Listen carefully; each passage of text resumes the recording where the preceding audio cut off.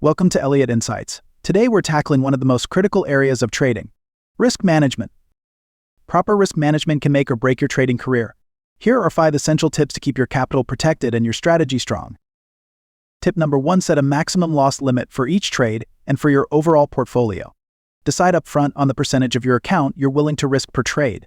Once you reach that limit, take a step back.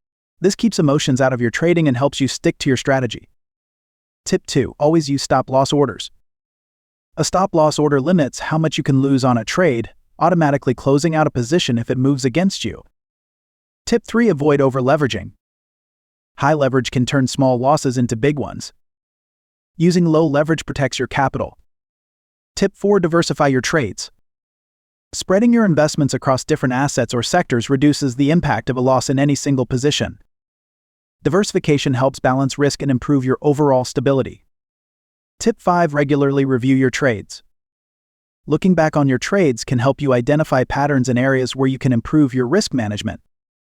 A consistent review process helps prevent repeating costly mistakes. Want to keep your capital safe and trade smarter? Subscribe to Elliott Insights for more professional trading tips.